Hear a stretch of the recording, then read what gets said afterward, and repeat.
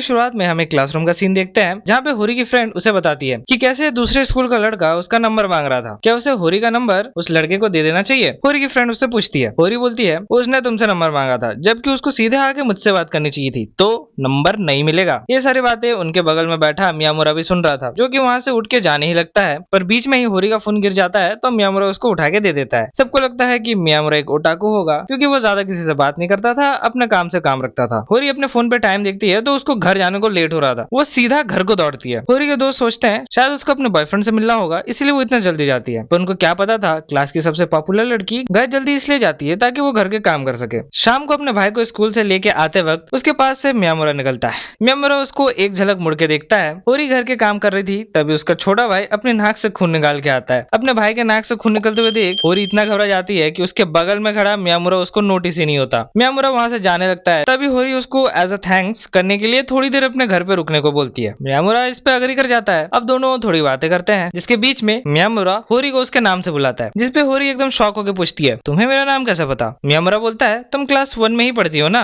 हाँ, पर क्या हम सेम ही क्लास में हैं? Are you serious? अरे मैं मियामुरा हूँ डार्लिंग। आई मीन वो डार्लिंग नहीं बोलता, लेकिन वो बोलता है कि मैं मियामुरा हूँ। अब ये चीज देख के एकदम मतलब होरी शॉक में आ जाती है, कैसे एक भोंदा सा लड़का जो स्कूल में किसी से बात भी नहीं करता, वो बाहर एकदम इतना स्मार्ट सा डूड है। अगले दिन स्कूल में वो मियामुरा को अकेले बात करने को साइड में लेके जाती है, जहाँ पे वो उससे अपने घर फिर से आने को बोलती है, अपने लिए नहीं बल्कि उसके छोटे भाई के लिए, क्योंकि उसको फिर से उस स्कूल बंदे से मिलना था। जिसपे मियामुरा मान जाता है। मियामुरा बोलता है वो होरी के भाई के लिए कुछ लेके आएगा, जिसपे होरी बोलती है उसकी कोई जरूरत नहीं है, बस तुम आ जाना उतना ही काफी होगा। दोनों के बीच में बातें होती हैं, कैसे कल सिचुएशन थोड़ी सी ऑकवर्ड सी हो गई थी। होरी मियामुरा को बोलती है उसे अपने बालों को ऊपर रखना चाहिए। इसपे मियामुरा बोलता है अगर वो अपने बालों को ऊपर कर लेगा तो उसके पियर्सिंग दिख जाएंगे। इस बंदे ने टोटल 9 पियर्सिंग करा के रखे हैं, 4-4 ईच कानों में और एक लिप्स पे, और इधर मैं हूँ कि एक नहीं करा पा रहा। अब जब से मियामुरा होरी के घर आने जाने लगा है, होरी को मियामुरा के बारे में कुछ चीजें पता चली हैं। पहली, वो एक ओटाको नहीं है। दूसरी, उसकी फैमिली की खुद की बेकरी है। तीसरी, मिडिल स्कूल में उसने सेफ्टी पिन से अपने खुद की पियर्सिंग की थी। एंड चौथी चीज, मियामुरा पढ़ने में उतना भी अच्छा नहीं है। आई मीन मेरे भी कुछ ऐसे ही नंबर आते हैं, लाइक 50, 60, 70s में, एंड मैं तो अपने आप को टॉपर समझता हूँ, और इस बंदी के लिए ये बिलो एवरेज नंबर है। बताओ यार, मेरे से तो नहीं इंप्रेस हो रही है, मतलब मेरे चांसेस 0। खैर, होरी बातों ही बातों में सामने रखे पैम्पलेट्स पढ़ने लगती है, जिसपे लिखा हुआ था कल अंडों पे सेल होने वाली है विदाउट एनी परचेसिंग लिमिट। मियामुरा भी वो पढ़ने के लिए होरी के काफी करीब आ चुका था, जिसपे होरी मियामुरा के अंडर आईलैशेस नोटिस करती है कि वो कितने लंबे हैं। मियामुरा बोलता है सेल तो बस 4 बजे तक है ना। अरे तुम टेंशन मत लो, आई गॉट दिस। जब तक कोई कमेटी मीटिंग नहीं होती स्कूल में, ये सेल मेरे हाथों से कहीं नहीं गई, और कितने ही और चांसेस है कि कल मीटिंग होगी। एंड गेस व्हाट, अगले दिन मीटिंग हो भी जाती है। तो होरी जो है मियामुरा को काम सौंप के जाती है कि तुम सेल खत्म होने से पहले अंडे ले आना। अब मियामुरा दौड़ता है, इतनी तेजी से दौड़ता है कि जल्दी जाने के चक्कर में बगल के फेंसिंग से कूद जाता है, जो करते हुए होरी की फ्रेंड उसको नोटिस कर लेती है, पर मियामुरा उसको इग्नोर करके जल्दी से वहां से निकल जाता है। घर आके मियामुरा होरी को बताता है कि कैसे अंडे लाते वक्त उसे उसकी दोस्त ने देख लिया था। होरी कन्फेस करती है कि कैसे वो नहीं चाहती कि मियामुरा को कोई ऐसे देखे, वही बस मियामुरा को ऐसे देखना चाहती। होरी को थोड़ी देर बाद रियलाइज होता है कि उसने बोला क्या है। अभी होरी शर्माती है, जो भी उसने बोला वो वापस लेती है, बोलती है कि भूल जाना जो भी मैंने अभी बोला है। फिर मियामुरा भी एड ऑन करके बोलता है कि वो भी चाहता है कि होरी का ये रूप सिर्फ उसी तक लिमिटेड रहे, खाना बनाना परवाना करना कि वो कैसी दिख रही है, उसका घर में ऐसे सब पे चिल्लाना, ऐसा लगता है कि ये सब बस मेरे लिए है। सब सुन के तो भाई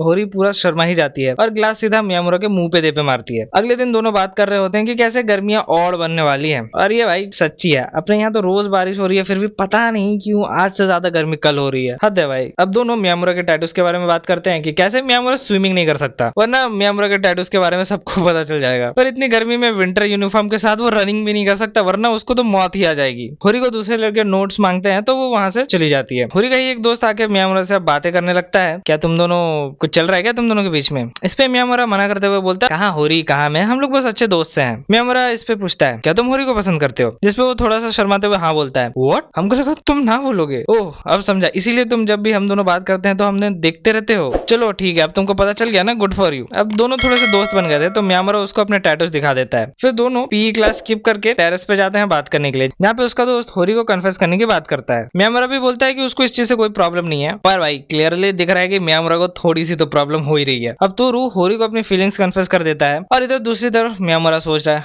अगर जो होरी तोरू से प्रपोजल एक्सेप्ट कर लेती है तो मेरा तो भाई हो गया इधर आना जाना बंद। अब होरी घर आती है। मियामुरा सोच रहा है कि अगर अब होरी उसको कभी आने को ना भी बोले अपने घर तो भी चलेगा, लेकिन होरी उससे गुस्सा तो थी, इसलिए नहीं थी कि तोरू को उसने प्रपोजल एक्सेप्ट कर लिया है, पर इसलिए थी क्योंकि मियामुरा ने तोरू को बोला था कि होरी और मियामुरा बस सिर्फ अच्छे दोस्त हैं। ये सब इतने दिन मियामुरा का घर आना उसके उसके लिए सब कुछ नहीं था। ये सब पूछ के होरी मियामुरा पे बहुत ज्यादा गुस्सा होती है, पर बाद में दोनों शांत भी हो जाते हैं और एक दूसरे से बात करने लगते हैं। होरी एंड मियामुरा एक साथ शॉपिंग करके आ रहे होते हैं, तभी साइड में एनिमे सॉन्ग सुन के होरी भी एनिमे सॉन्ग गाने लगती है, जिसपे मियामुरा पूछता है क्या होरी को भी एनिमे पसंद है। वो बताती है ऐसा कुछ तो नहीं है, लेकिन उसका भाई दिन भर ये सब सुनता रहता था, इसलिए उसको भी ये सारी चीजें याद हो चुकी हैं। जिसपे मियामुरा होरी को बोलता है तो बताओ फिर तुमको क्या पसंद है। पर अपनी लड़की तो कोई ट्रेंड को फॉलो करती ही नहीं है, तो उसको पता ही नहीं है कि ट्रेंड में चल क्या रहा है। होरी घर आती है, अपनी माँ को देखती है जो कि आज काम से जल्दी आ चुकी है। बातों ही बातों में उसकी माँ को मियामुरा के बारे में पता चलता है। वो पूछती है तो कैसा दिखता है ये तुम्हारा दोस्त, क्या वो क्यूट है, वैसे नाम क्या है उसका। जिसपे होरी एकदम चुप हो जाती है, क्योंकि इतने दिन मियामुरा उसके घर आ रहा था, उसका इतना अच्छा दोस्त बन चुका है, पर होरी को अब तक उसका पहला नाम नहीं पता। और बता दो, जापान में जो भी तुम्हारे बहुत खास होते हैं या फिर जो तुम्हारे बहुत ज्यादा करीबी होते हैं, वो तुम्हें तुम्हारे पहले नाम से ही बुलाते हैं। अब होरी एक मिशन पे निकल चुकी है मियामुरा का पहला नाम जानने को। वो अब ढूंढती है, बहुत ज्यादा ढूंढती है। बॉस चेंजिंग रूम के बाहर कान लगा के खड़ी रहती है, ताकि अगर कोई गलती से मियामुरा का पहला नाम ले ले तो उसको पता चल जाए। अरे यार लड़की, अगर इतना ही दिक्कत है तो डायरेक्ट पूछ लो ना, लेकिन नहीं, वो सारे उल्टे सीधे काम करेगी सिवाय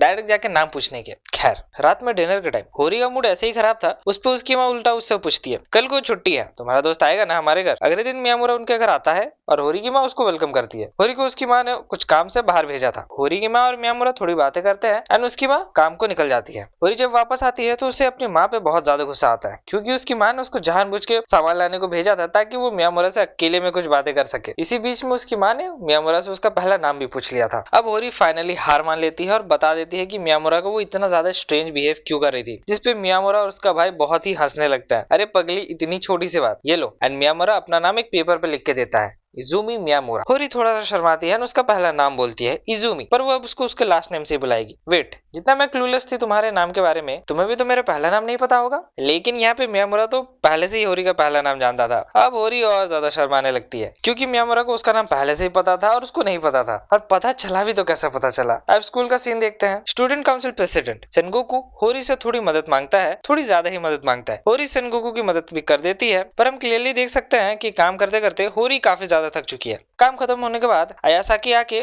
सारे पेपर्स लेके चली जाती है। दरअसल बात यह है कि ये सारा काम आयासाकी का ही था, लेकिन सेनगोकू के रिक्वेस्ट करने पे ये सारा काम होरी कर रही थी। और ये सारी चीजें होरी को भी पता थी कि वो किसी और का काम कर रही है। मियामुरा को लगता है क्योंकि सेनगोकू बहुत ज्यादा पॉपुलर है लड़कियों में, तो हो सकता है होरी को भी उस पर क्रश हो, इसीलिए वो उसकी मदद कर रही है। पर मेरे दोस्त, यहाँ पे बात तो कुछ और ही है। दरअसल बात यह है कि सेनगोकू और होरी बचपन के दोस्त हैं। बचपन में होरी सेनगोकू को बहुत ज्यादा बुली किया करती थी, तो सेनगोकू जैसे ही बड़ा होता है वो अब होरी को ब्लैकमेल करने लगता है कि अगर उसने आइंदा इसको परेशान किया तो वो सबको बता देगा कि होरी सेनगोकू को बचपन में बुली किया करती थी। तो इसीलिए इस डर से कि सेनगोकू होरी को बुली करने वाली बात ना बताए, इसलिए वो चुपचाप उसकी मदद कर देती है। रास्ते में जाते वक्त आयासाकी मियामुरा से टकरा जाती है और वो जो सारी रिपोर्ट से इधर उधर गिर जाते हैं। आयासाकी इतने जल्दी में होती है कि वो एक इंपॉर्टेंट रिपोर्ट लेना वहीं भूल जाती है। मियामुरा उसको रोकने की कोशिश करता है, पर आयासाकी बोलती है कि वो रिपोर्ट फेंक दे, उतना ज्यादा वो इंपॉर्टेंट नहीं है। जब दूसरे दिन मियामुरा स्कूल आता है तो देखता है कि बहुत ज्यादा भीड़ लगी हुई है। वो बोलता है देखो तो जरा मैटर क्या है। स्टूडेंट काउंसिल प्रेसिडेंट सेनगोकू होरी पे चिल्ला रहा था क्योंकि उसने एक बहुत ही इंपॉर्टेंट बजट रिपोर्ट कहीं गायब कर दिया था, या फिर हो सकता है बनाया ही नहीं था। होरी और उसके दोस्त बोलते हैं कि ऐसा कुछ नहीं है, हमने खुद देखा था, होरी ने वो बजट रिपोर्ट बनाया था, पर वो कहीं मिल नहीं रहा है। एंड होरी भी कंफर्म है नहीं कि उसने बनाया था, रखा था कि नहीं रखा था, क्योंकि उस टाइम वो बहुत ज्यादा थकी हुई थी तो उसको याद नहीं आ रहा। होरी अब सबके सामने माफी मांगने वाली थी, तभी पीछे से मियामुरा आता है। तो रुक, बहन की होरी को परेशान करेगा, ये ले। एंड वो सेनगोकू को बहुत ही जोरदार हेडबट मारता है एंड बोलता है क्या रे, यही है ना वो रिपोर्ट जिसके लिए तू इतना ज्यादा तमाशा कर रहा है? अपने इस लाल बाल वाले लड़के से पूछ कल को क्या हुआ था। मियामुरा यहाँ पे बता देता है कि कैसे आयासाकी कल इससे टकरा गई थी एंड वो रिपोर्ट इसने छोड़ के रख दी थी। आयासाकी पहले तो डिनाई करने की कोशिश करती है इस बात को, लेकिन जैसे उसको याद आता है कि अरे हाँ, कल को कुछ ऐसा सीन हुआ तो था, वो रोने लगती है। अब मैटर सॉर्ट हो चुका था, वो लोग भी माफी मांग के निकल लेते हैं। अब ये लोग होरी से पूछते हैं